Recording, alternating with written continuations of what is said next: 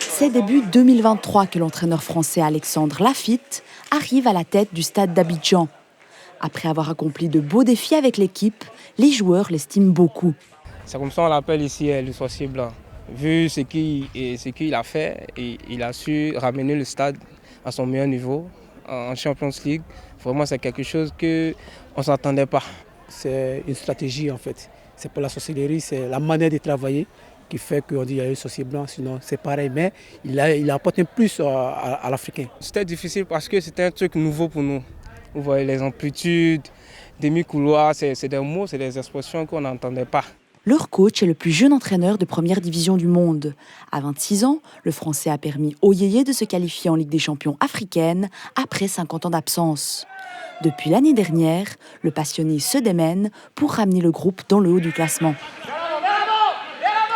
On est très précis. L'intention, c'est de créer une force collective. Tout le monde sait ce qu'il a à faire sur le terrain. Et ça, c'est très important. Et avec un management aussi qui est très relationnel, très proche des joueurs. Comme je dis, et ça vient de Claude Onesta, souvent, si on a tous l'impression que la maison dans laquelle on est, c'est la nôtre, lorsqu'elle commence à brûler, on a envie de l'éteindre.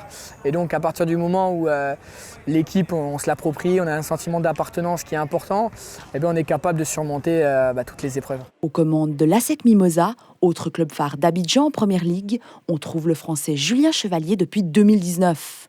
Il a lui-même été l'adjoint du célèbre entraîneur français Claude Leroy au Togo. Celui-ci, connu comme l'un des plus célèbres sorciers blancs dans les années 90, lui a beaucoup transmis.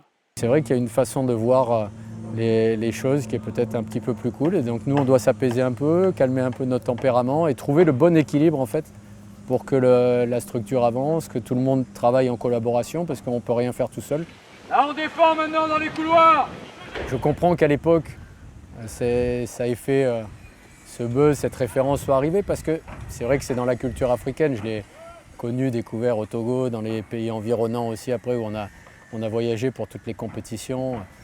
Il y a cette culture malgré tout de la sorcellerie africaine. Cette expression maintenant a de moins en moins lieu d'exister parce que la capacité d'organisation, les entraîneurs ivoiriens ou africains d'autres pays l'ont découvert depuis bien longtemps et sont capables de la mettre en place, de l'appliquer.